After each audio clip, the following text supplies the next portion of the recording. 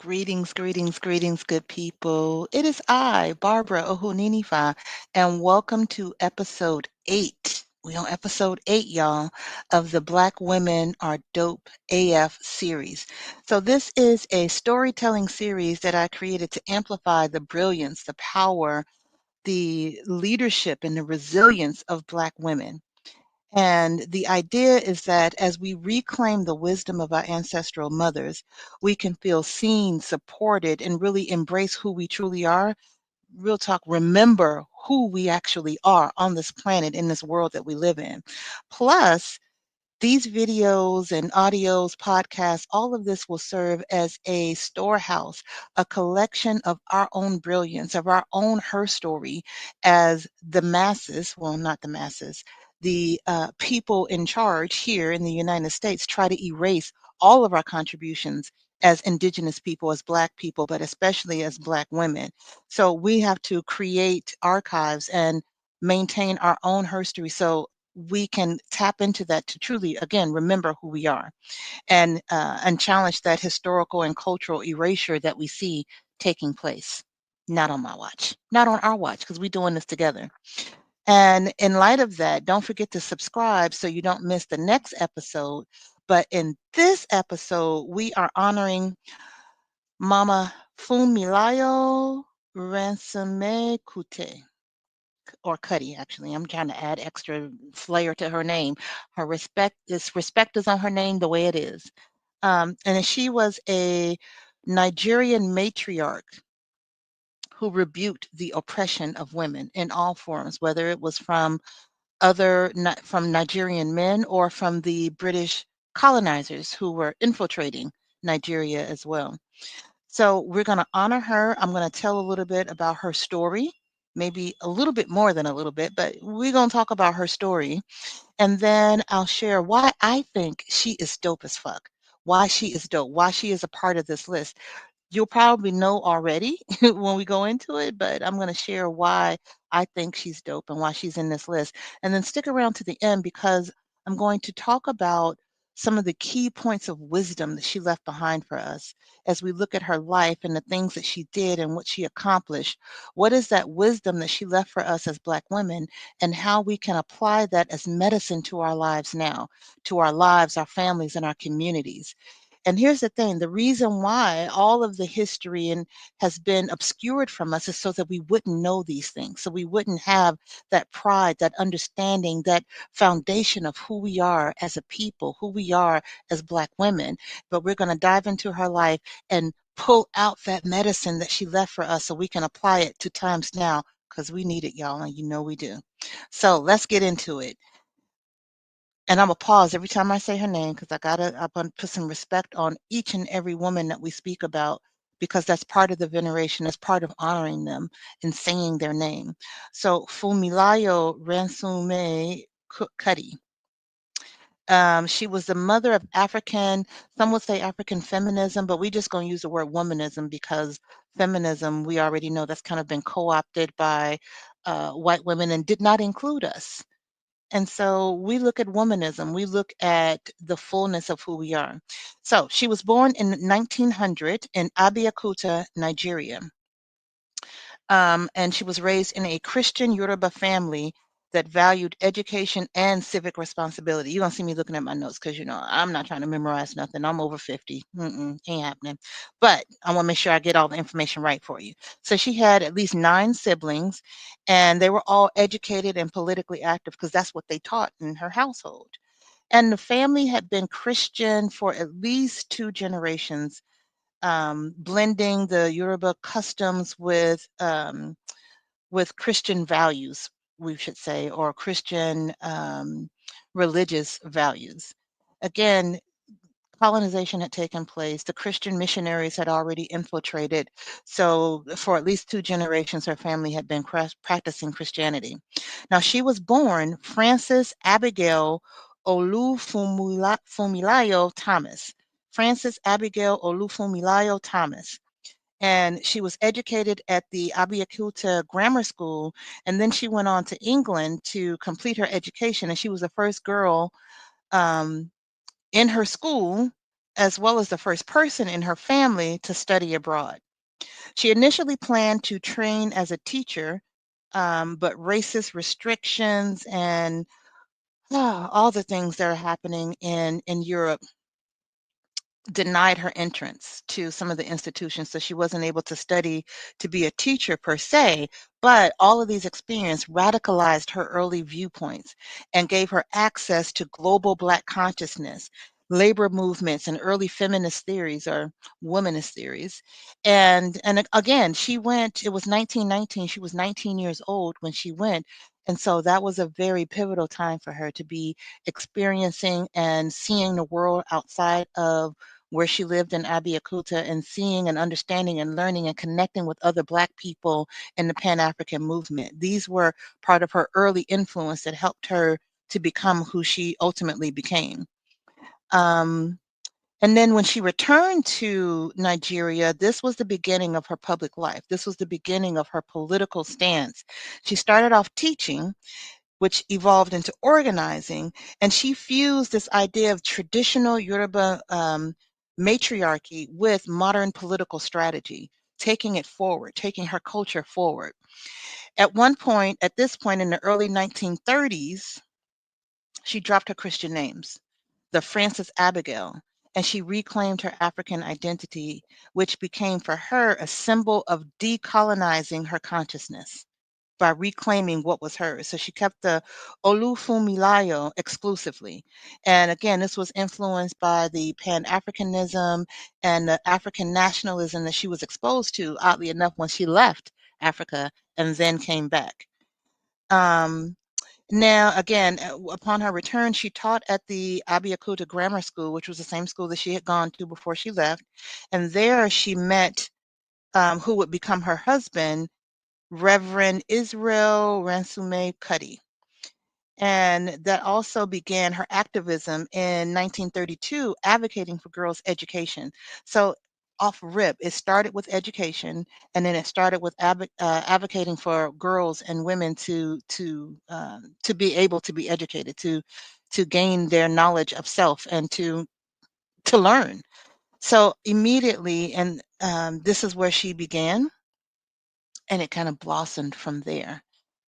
In 1940s, when the colonial taxation of market women returned. Now, if you saw my last episode, episode 7, where we talked about the Ialoja of Nigeria, I'm not going to butcher her name. Oh, Ali Al-Mutu and her movement in Lagos. They did a lot to protest the taxes that the British were trying to impose on the market women. And I encourage you to go and watch or listen to that episode, because I talk a little bit more about the importance of market women, the importance of the position that they held, and how women managed and controlled the flow of economics in their communities, and how important that was. And so when the British came in, they tried to tax, they tried to control spending, they tried to control how much money and what money the families could make. And so Ali Mutu, I hope I'm not butchering her name. Respect on your name. It has been a long day. So she did created a movement, but Funmilayo took that movement and expanded it. It went beyond the taxation, which the colonizers brought back after it had been repealed in the earlier efforts. But she took that and she co-founded, she being Mama Funmilayo, co-founded the Abeokuta Women's Union. And that grew into a revolutionary force of over 20,000 women fighting for or fighting against the colonial taxation and patriarchy. Let me get into it. Again, it was beyond taxes, and she took this to, Funmilayo took this to being about mass literacy, political education, and mobilization. It was a womanist political movement that that looked at all types of issues. So let's talk about this British colonial taxation and how it came back. So again, in the 1920s and 30s, women of Lagos protested. They kind of stopped the economic flow, led by many, but especially Ali Mutu. And there was also what the colonizers call a riot, but it wasn't a riot. This was in another area in the Igbo area of Nigeria. And what these women did was, yeah, I have to do a whole other video on it. It's profound, the traditions that they have to keep men in check. It was a whole situation of what they did. Now, the colonizers call it a riot or they call it a war, but these women were completely nonviolent. They sung songs, they ridiculed the men as part of their strategy is they would ridicule if you was doing wrong in the community, they would ridicule you and embarrass the shit out of you until you got it together. But the British didn't know how to handle that, and so they opened fire. They did killed at least 50 women. So the point is women had put their lives on the line to stop this taxation, which were impacting their ability to care for their children, their families, their communities, the elderly. They understood the importance of the economic flow, and the women of the marketplace, historically and culturally, were the ones who owned that part of the community, of the economy. And so that was in the 1920s and 30s. But by the 1940s, the colonizers said, "Oh, we got to bring back that taxation," and they have a flat rate taxation on the market women, specifically the the widows and the elderly women, because they would be easy targets. Now think about that 1920s, and this is where knowing and understanding history is important. I'm sorry, 1940s. They wanted to tax the market women in Abeokuta and throughout Nigeria and all the other places that they were colonizing to fund the World War. Now, think about that in context of the world that we're living in now, where rights are being taken away, our ability, our jobs are being taken away, all kinds of social services are being taken away, all to fund, in this case, maybe not even World War, but just to fund some billionaires. History is repeating itself because we haven't learned it. So I'm bringing this back, and I want you to go further. I want you to research further. I want you to find other women who have done these incredibly powerful things so we can bring that wisdom forward. But let me keep going. So they brought this back and reimposed this flat rate taxes on women, targeting widows and women who they thought would be weaker. And they did this by, they being the British, did this by having some colonial agents, having some native rulers that they put in place. They still use the same game plan today, where they put their own people who look like us. And we all know all skin folk ain't kin folk. So they put some skin folk in position.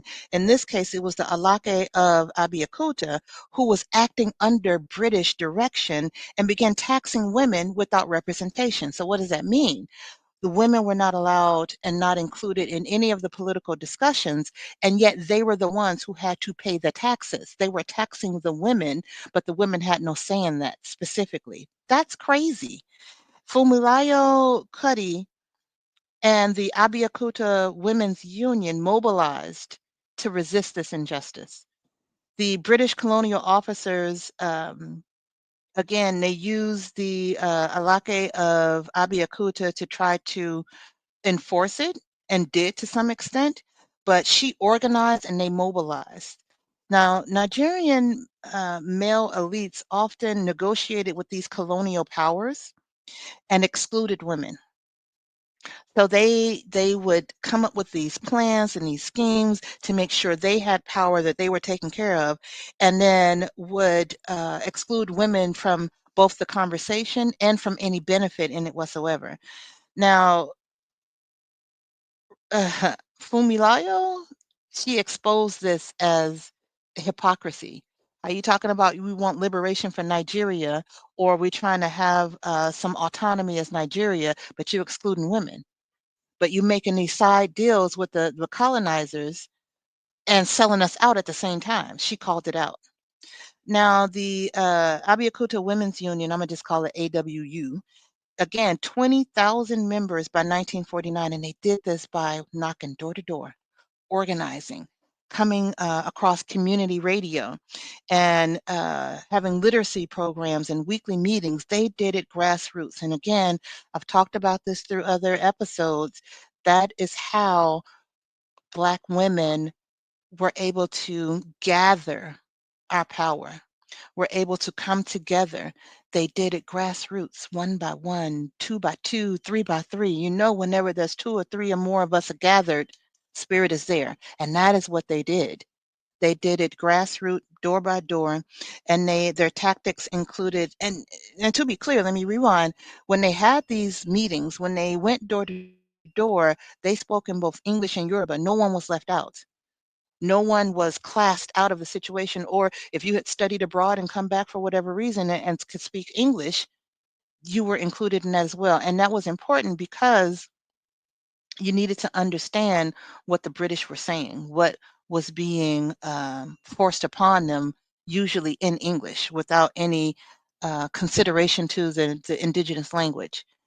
Um, and the tactics that they use, again, they did marches, they had petitions, they did song protests. Yes, they went outside of the homes of those who they wanted to influence or get, kind of get the situation under control. And they would just sing. Again, there are cultural norms that were the women's way of protesting and ridiculing men when they got out of line and did things that were to the detriment of the community, and singing and ridiculing them in these skits would be a part of it. But specifically from Funmilayo's work with the AWU, they sung and they had sit-ins and they had marches and they worked together the way that we do. And she led campaigns against the Alake of Abeokuta, who again was a colonial appointed king that was just there to be the blackface to do their bidding. And she accused him of collusion with the British and collusion in the British oppression of the rest of the people, so his pockets could get fat, so he could be well taken care of. He sold out his people. Now, who was he? Because I like to understand when she's going up against the king that was put in place by the oppressors, who was he? So again, I'm not even going to say his actual name. That was his title, Alake, which is a king of Abeokuta. He was installed under this colonial authority. And now, prior to the British coming in and colonizing, governance in Yoruba was gender balanced. But the British elevated the male chiefs and sidelined the female counterparts like Iyalodes to being unimportant. But historically, pre-colonization, before the British came in, men and women, there was checks and balances between the two. That was very important culturally as well as politically. But when the British came in, they sidelined all the women and just elevated the men, which, they just went for that. They went for the okey doke. They was going for the okey doke before the British even got there. But that's another podcast. That's another conversation. Now, this king was accused of excessive taxation, corruption, and again, colluding with the British authority against his own people. But in 1949, because of the pressure that Mama Funmilayo put on him and on the situation, he abdicated and fled the city. He boogie bounced. He said, "Oh, okay, the jig is up. They about to come for me. Let me get out of here before something happened." I'm just saying, there's a precedent. It may not be a precedent here in the United States, but there's a precedent somewhere of someone that is in place representing those who have no interest in the people being ran up out of their office. Just think on that for a minute. And this is the only known instance of a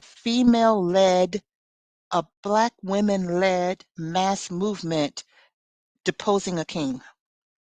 She did that. We give thanks to Mama Funmilayo for showing us the power that women can have, the power that Black women can have when we stand in that power. We give thanks. Now, she was a nationalist, a womanist, Pan-Africanist, and an international voice for women's rights long before independence, long before they actually fully kicked the British out, or seemingly kicked the British out.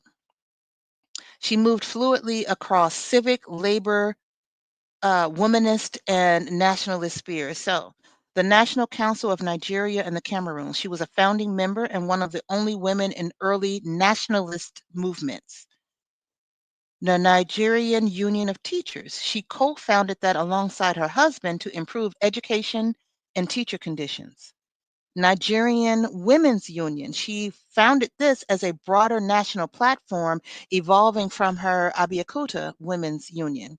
And finally, she co founded the West African Women's Union, which is a pan African women's solidarity organization that connected female leaders across the colonial West Africa, or I should say the colonized West Africa, because it wasn't just colonial, just, oh, it just wanted to be. No, colonizers came in and colonized it, claimed it for their own so they could extract its wealth and take it back to Europe. We need to be clear about what this language means and not be so sanitized about it. Yes, colonization and colonize is used, even though the erasure that is happening now, they extract, and even that word with that long list of words that are no longer able to be used in grants and in research and things like that. But I digress. Y'all know I'll go on a tangent. Now, in terms of her womanism, her writing and her speeches addressed female autonomy, domestic labor, and gendered education gaps, and male chauvinism in nationalist politics. To be clear, she said, "No, what are y'all doing? Women need to have a voice. Women need to get educated. Women are important. The only reason that, as a people, Nigeria, and we can say this applies to all in that case, but all of us nationally, internationally, globally, but in that case with Nigeria, the only reason they had what they had and they were where they were was because of the past of how they balanced between men and women, between masculine and feminine energies, between those viewpoints. And to cast women aside is doing damage to them as a people, to their community, to their culture, to who they were and are as a people. She recognized that and said, no, we're not doing that. As a Pan-Africanist, she attended conferences in Ghana, Senegal, and Guinea, and she actually connected with Kwame Nkrumah, who, again, if you go back to my ancestral activation, there was a session, an episode where I talked about him as well as Queen Mother Moore and the work that they did, but specifically around Kwame Nkrumah and the work that he did to liberate Ghana. We have a precedence, we have history, we have a blueprint that we can tap into to understand how to move forward. So she connected with all of these people and was a part of that global Pan-Africanist movement for liberation. And she was an international voice. She visited China in 1956, the Soviet Union in 1958, and she spoke at the Women's International Democratic Federation, and she criticized imperialism and she called for African self-determination. So we had all of these strong leaders willing to speak out, whether they were speaking out against the colonizers that were coming in, going to other places to speak against the colonizers, as well as again speaking against the people right there in their own homes who were allowing the colonizers to do what they were doing, speaking out against the elite, corrupt Nigerian men leaders who were basically selling out their people. She spoke out against that and all of them. She used her voice. She used her words. She used her intellect. She used her love, her courage, and her passion to take action. She used her rage to take action in a way that would support the future, that would support her family, her children. Yes, she was a mother. We're going to get into that. That last name should sound familiar to you. Cuddy, her son, fellow Cuddy. We're going to talk about that. But she used her voice to do the thing. Her story matters because Funmilayo Ransome-Kuti built power where none was given. She raised a generation. She led a revolution. She revolted and she led a revolution. And she stood unshaken before kings and was said, no, we're not doing this. She stood unshaken before colonizers and soldiers. Ultimately, her death was a political execution, and I'll explain a little bit more about that in a moment. Nigeria lost a mother, but they gained a martyr. And we give thanks to Funmilayo Ransome-Kuti and the sacrifices that she made, the love that she held in her heart, and the courage that she had to take action. She mothered movements. She mentored future leaders. She raised children who would carry her fire, again, including Fela Kuti, the Afrobeat legend and political critic. And she showed the world that matriarchy is not about control, it's about protection, provision, and power. Now, again, she was married to Reverend Israel Ransome-Kuti, who was a minister and an education reformer, and they had 4 children. So Fela Kuti, who I've mentioned, he was an Afrobeat pioneer, and he was known for his radical music and his politics. He was deeply shaped by his mother's activism and often referred to her in his lyrics.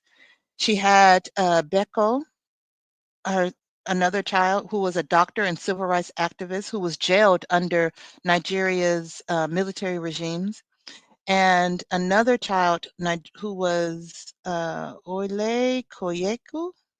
I might be butchering that one, but Nigeria's Minister of Health and a World Health Organization expert. So she raised, all the while she's fighting against the colonizers, fighting against patriarchy. She's raising her children, and she's allowing them to see what she was doing and why she was doing it. And it influenced them. And I've said it many times before in other episodes.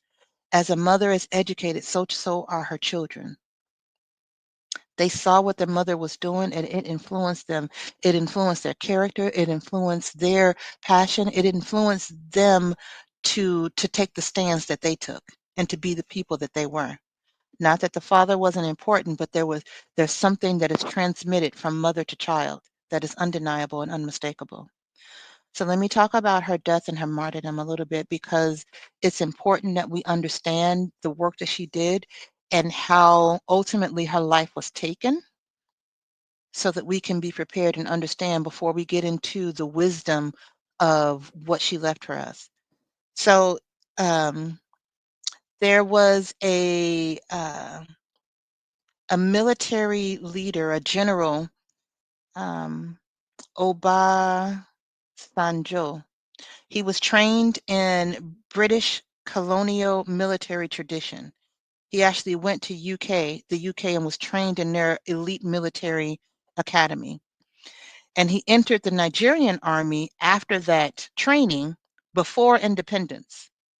So to be clear, he was trained by the British and then came back to be a part of the Nigerian military that was still controlled by the British. That's important to understand.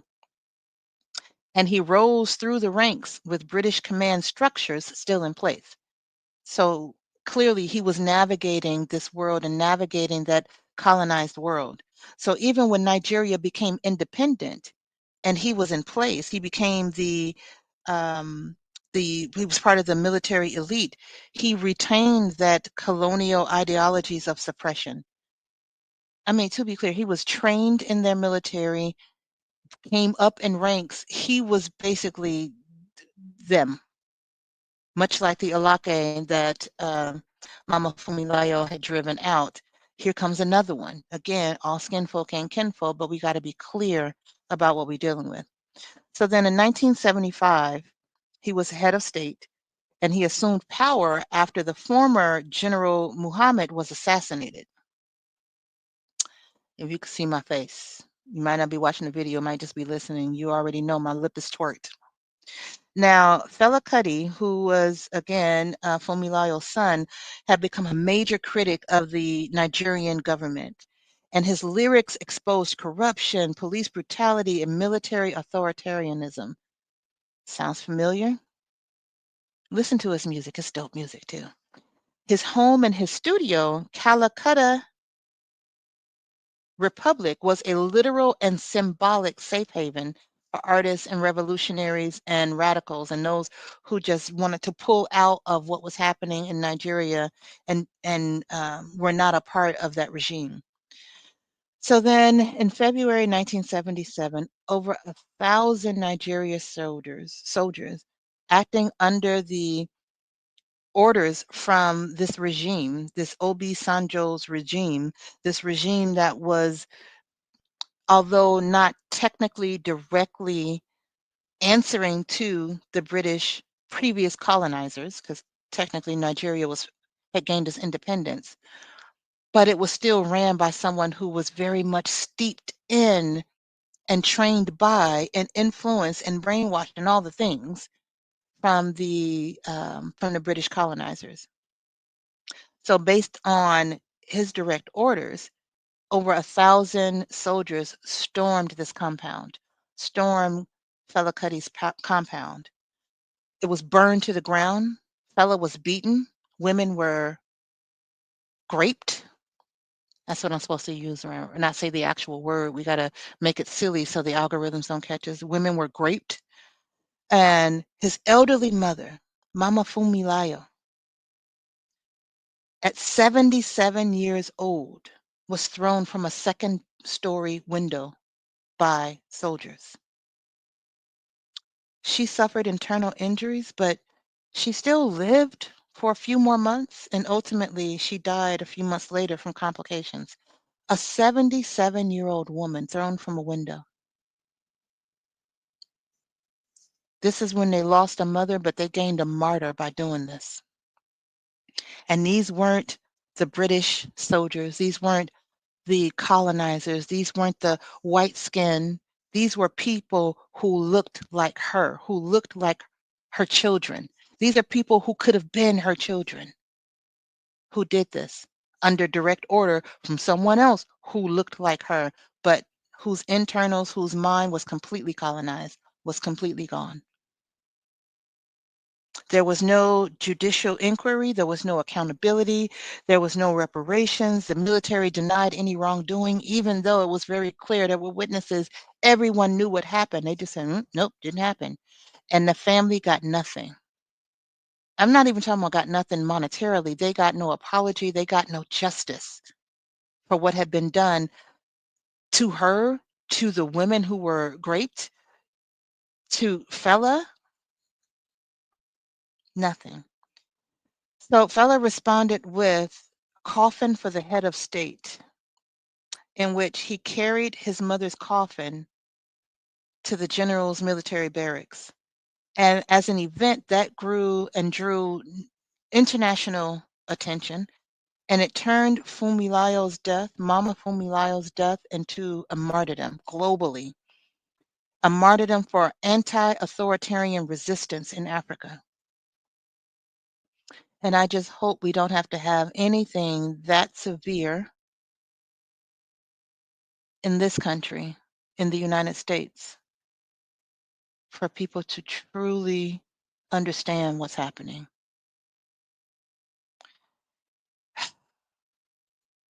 Take a moment, take a deep breath.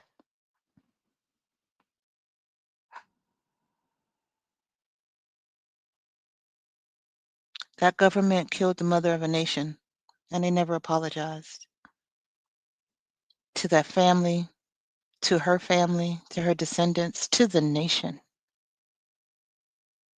And they just kept it moving.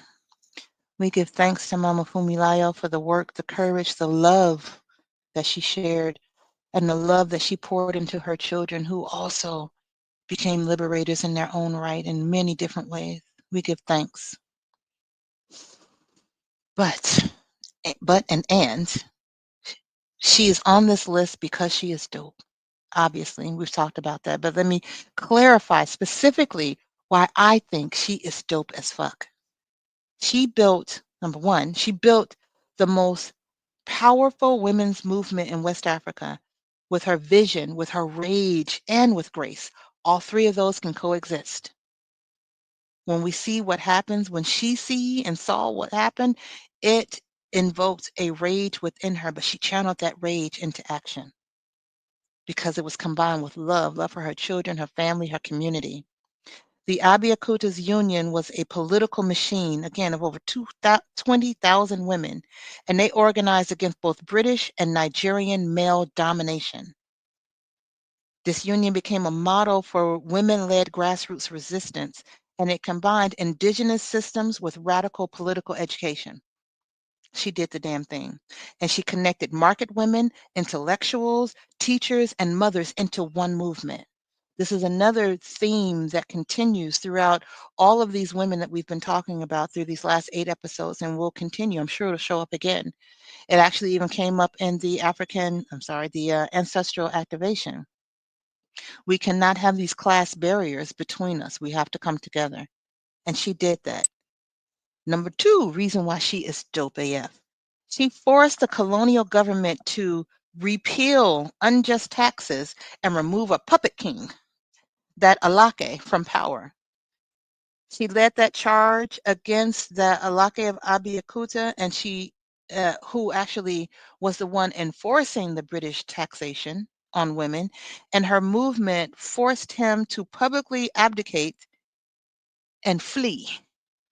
Little dude ran. He was out. He didn't want what was coming for him.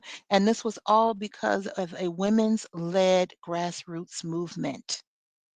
Bit by bit, one by one conversation at a time, amassing 20,000 women. You can't mess with that. She did that. Third reason why I think she is dope AF is she challenged both the British colonialism, the British colonizers, and she challenged the internalized patriarchy, the patriarchy that existed right there in Nigeria from men who could have been her children, could have been her grandchildren, could have been her cousins that had brown skin, is what I'm saying. They were black. Um, and she refused to let Nigerian men push women to the margins of independent struggles. She exposed how elite male politicians colluded with those colonial structures and silenced women. And she insisted that freedom with patriarchy was not freedom at all. And so, without women's demands being met, without women's voices being included, there was no freedom. There was no liberation. She understood that and she fought for that. If only all of us understood that now. And when nationalist men, the Nigerian men, excluded women from leadership, she demanded change. She didn't ask for it or suggest it. She organized. She said, no, no, no. You cannot ignore 20,000 women. She organized door to door, grassroots, bit by bit, and brought them together. And she rejected this idea of first lady feminism, like you're just supposed to be the pretty picture on the side to say you're the first lady, but not actually hold any power, not actually have a voice, not actually be able to influence the policies and the structures that would impact your children, your families, your communities. Understand, this is the mentality. This is where the idea of true matriarch. That's why she's about matriarchal dopeness. It has to be about the family, the children, the community in the most deepest sense possible. And so she rejected this idea of you're just supposed to be trophy. You need to have a voice. And the last reason, I mean, there are many, I always say that, and it's true. There are many reasons why these women are dope. And that's why I encourage you to go and research for yourself, go and learn about them. Any of these women that I cover in this series, or any of the or men that I covered in the ancestral activation series. Research them for yourself, because there may be some other aspect of their life, some other aspect of their story that touches you in a different way. Find your own wisdom, find your own reasons why they're dope to you, and explore that for yourself, because there, again, could be something that's very unique to you, that stands out to you, that doesn't necessarily hit me in the same way. Now, again, many reasons why she do it. But the last reason that I'll share here today is that she raised her children to challenge the system, not to go around for the okie doke, not to play small so they could just, slide through life, not to just say, okay, these colonizers are doing a thing, they have the power, let me do whatever they want so I can be okay. She raised them to challenge the system, and she modeled what rebellion looked like for them in real time. So her home was a revolutionary training ground. She talked about resistance, she lived it daily, and she exposed her children to it, to political organizing, speeches, rally, global justice movements. There's no way she could do all the things she did without some of them kids, or if not all of them kids, being in tow with her as she was doing the things. If you're going door to door, rallying women and bringing them together and you meeting, the kids is there. The kids are right there at the hip. I know I was right there at my mama's hip, but she was doing things and bringing people together and talking about things. They were right there with her. Her home was a revolutionary training ground. And she taught by example the discipline, the dignity, and the defiance. You can't tell the kids, oh, you need to go and do this and be lackadaisical about what you're doing in your own mission, on your own path, with your own destiny. She showed them, and they watched her confront kings. They watched her use her voice unapologetically to get the end results and then saw it work. You can't get no better than that. And Fela Kuti, her son, he inherited her fire and he amplified it. He combined it. He used his voice, I would say, in much the ways, when you go back again to that ancestral activation series, and I talked about Tupac Shakur, he used his voice lyrically. Cuddy, Fela Kuti used his voice lyrically, music, and all of the ways to get the message out, to help people to understand um, what was happening in Nigeria, what was happening in Africa, and to embody this political defiance that, again, he learned at home, at the hip of his mama. All of it was rooted in this ideology and this boldness that he nurtured in him and his siblings in childhood, actually in the womb, because listen, it starts there. I I'm certain that she was organizing and doing all the things that she was doing while she was carrying them. So it started in the womb, to be clear. And she didn't raise them to be just followers. She raised freedom architects. She raised liberators. Even Beko became a jailed civil rights icon. The other child, Oli Koye, maybe. Anyway, reshaped public health policy in Nigeria. They didn't do the same things that she did, but they did their own versions of that. They had their own destinies, they had their own paths, but it was still linked to liberation. It was still linked to the seed that she planted within them and then nurtured by them seeing the work that she was doing. And she embodied resistance as inheritance. They learned by seeing her. And even in death, she radicalized the next wave. What they did to her, what that military, those soldiers did to her, left a legacy for us all.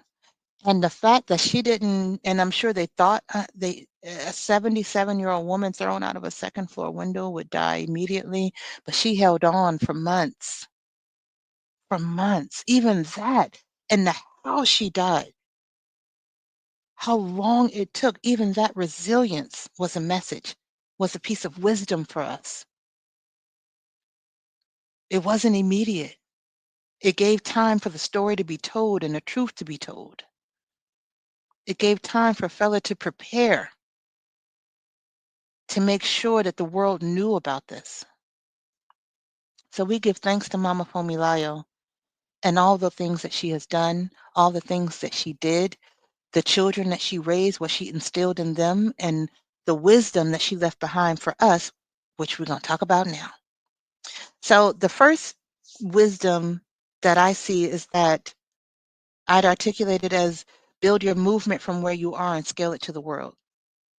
Mama Funmilayo started in classrooms, in markets, and in town squares, and she ended up shaping nationalist platforms and global dialogue. She started where she was, and she taught that local struggle is global struggle.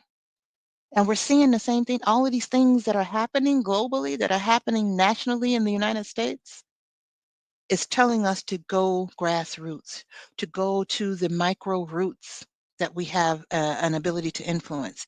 And that's part of her wisdom.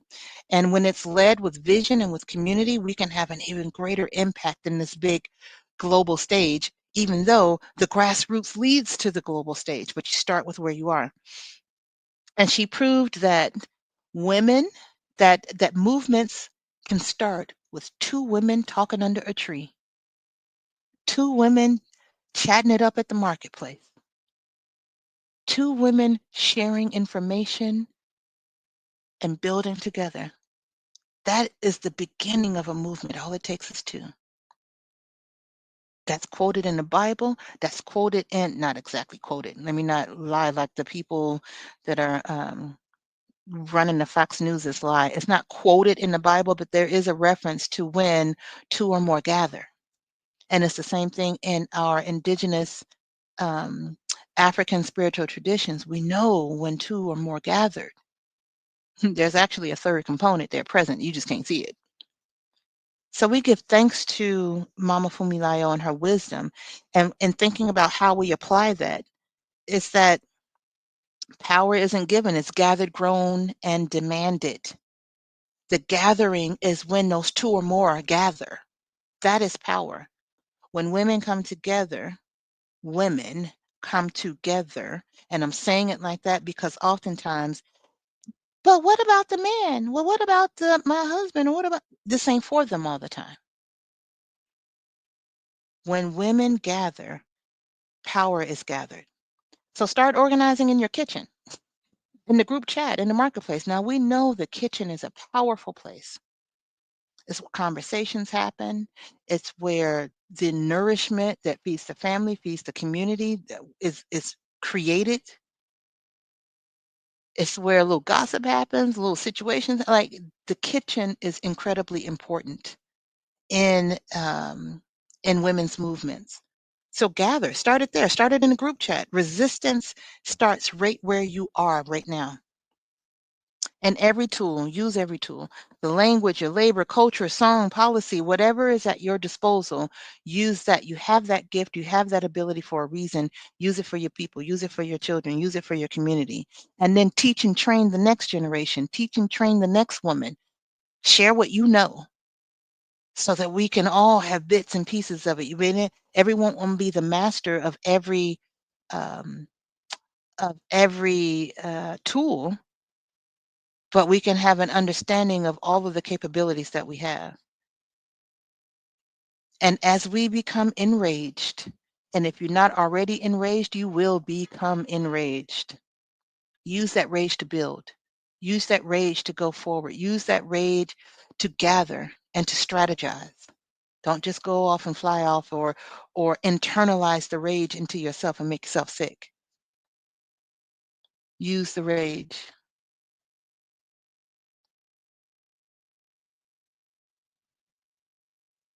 Now, another piece of wisdom is that the system will not protect us, so we must protect each other. She knew the state could turn violent, even murderous, towards anyone who told the truth. We're seeing it. We're seeing people disappearing. We're seeing people unaliving right now, today in 2025. But that doesn't mean be afraid. Just prepare. Check the William F. Williams video or podcast from the Ancestral Activation. He talks about self-defense. Prepare for what you already know. Being silent is not protection. Being silent ain't gonna make you safe. We need all the voices. And her death was a lesson in that when Black women lead, the system will strike. So we need to be prepared. The people need to be prepared. When anybody speaks up, but they have a special issue when Black women lead.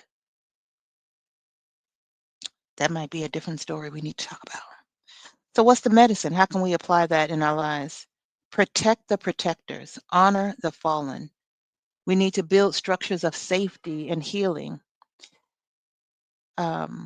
and protection around Black women. We all we got. I saw a video the other day of this man cussing out these Black women, calling them names, calling them N-words, all the things. And right in between where he's yelling at them, there's a group of Black men sitting there laughing. And he's calling them N-words. And they let that happen. We all we got. Be prepared and be able to take care of yourself. Protect the protectors and honor the fallen. That is our medicine. Be ready and prepared to protect yourselves because in many cases, again, we all we got. Now, the final piece of wisdom that I'll say that I think is just so incredible is that what she showed us is that mothering is leadership. That's why it's matriarchal dopeness. Mothering is leadership, period. It does not look like the colonizers. It does not look like what we have been taught that leadership is, which is not leadership, is dictatorship. She didn't lead by command. She led by care, by clarity, and confrontation when some shit wouldn't needed to go down, when some shit needed to end. Just like a mother would. You doing something wrong, your mom gonna let you know. Her motherhood wasn't about biologically, or motherhood in general isn't about biology, giving birth to children, the ability to have children. Motherhood is political, cultural, and communal. Understanding what the role of matriarch truly is has less to do about birthing children and more about birthing movements, leading communities, nurturing communities. After you nurture yourself first. Gotta say that because we've been untaught how to do that. You can't nurture your community if you can't nurture yourself. It has to start there so that as you nurture your community, they're benefiting from the overflow because you are always full. And when you're not, you take the time to be full. She raised children, she led movements, she cooked meals, she overthrew kings, she did all the things. And she showed that matriarchy is divine leadership. We got to start reframing how we think about mothers, how we think about how mothers role and the position that they have, and separate this idea of motherhood from bearing children. Whether you have a womb or not, whether you're able to have children or not, or have not had the desire to have children, whatever that is, or you are on the spectrum, mothering is much bigger than the process of birthing. That's important and it's beautiful and it is a divine right all in of itself. But giving birth and mothering are actually two different things. Anybody who has raised some kids already know that. Anyone who has taken something from nothingness and nurtured it all the way into something grand and something bigger and something that others can benefit from. And I'm not talking about a human, it could be a business, a movement, um, shoot, a book. I'm speaking from my own experience. It's a process of nurturing something and raising something up to its fullest potential. That is divine, and that has nothing to do with biology and has everything to do with divinity and compassion and intelligence and love. At the bottom, at the end of the day, it's all about love. So, the medicine, mothering and matriarchy is, because I'm combining them, a movement of nation building that feeds generations. Let me say that again. Mothering and matriarchy is a movement of nation building that feeds generations. You cannot have a healthy, functioning society, community, without the presence of the matriarchy. We are seeing what happens when the matriarchy is suppressed. And she has been suppressed. That energy has been suppressed. That role has been suppressed for centuries now. And what we are experiencing is the result of that. We must bring it back. We must honor it as its own pure form of leadership that has to be included in all that we do.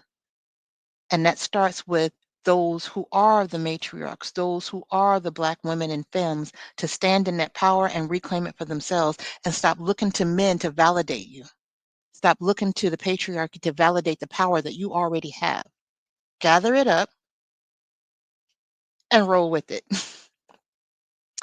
And uplift and support the women who mother communities, whether they have children or not. I'm talking about the aunties, the teachers, the market queens, the mentors, all those who are doing the work in our communities.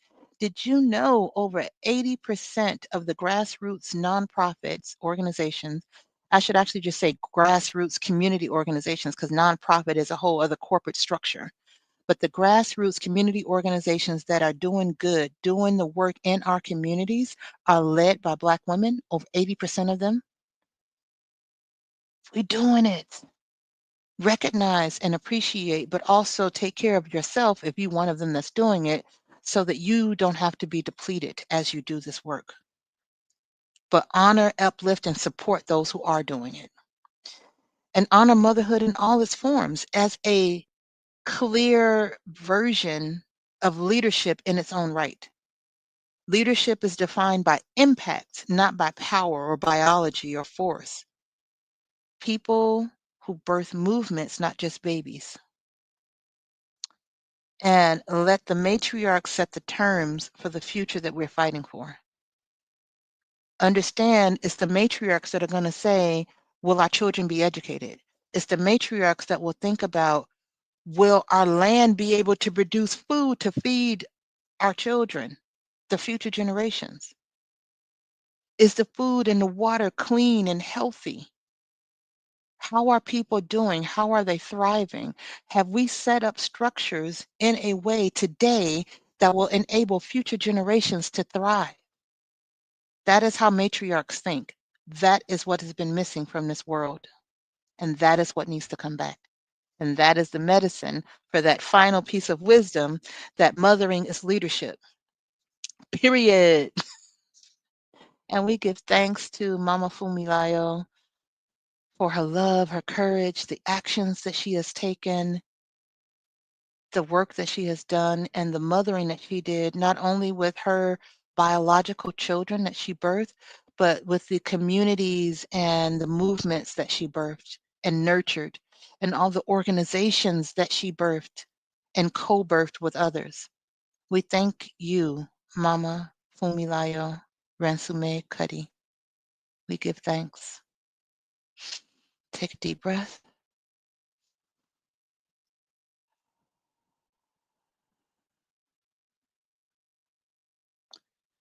We're going to do one more.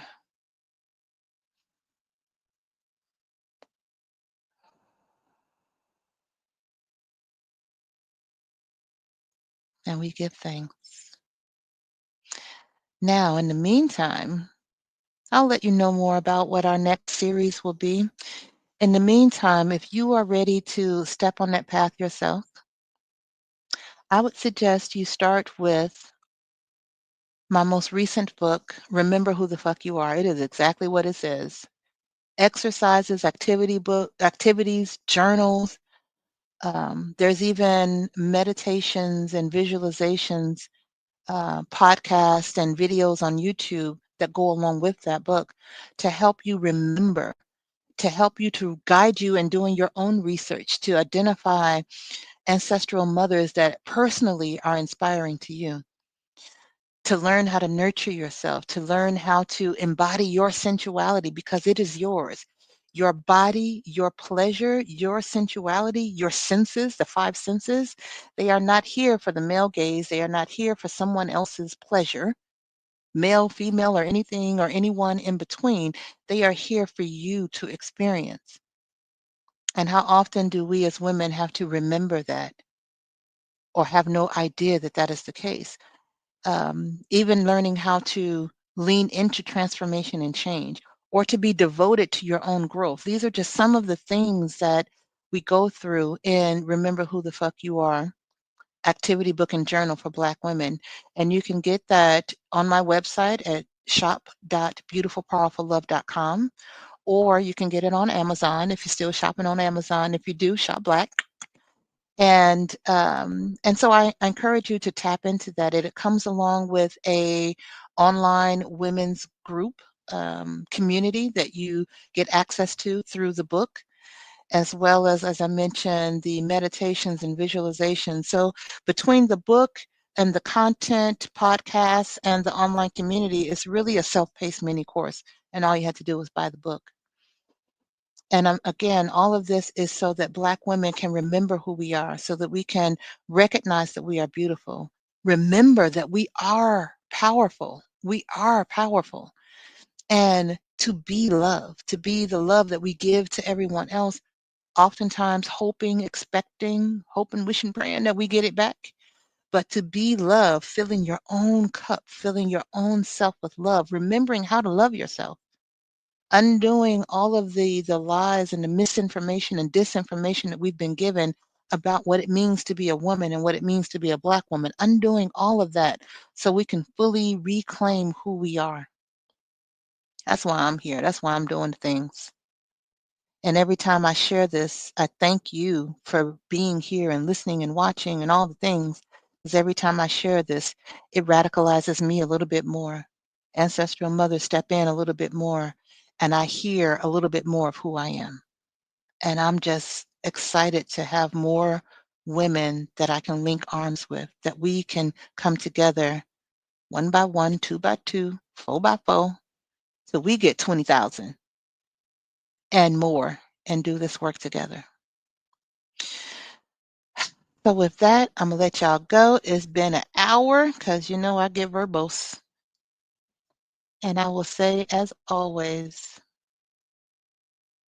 until next time, take good care of you. Love and light.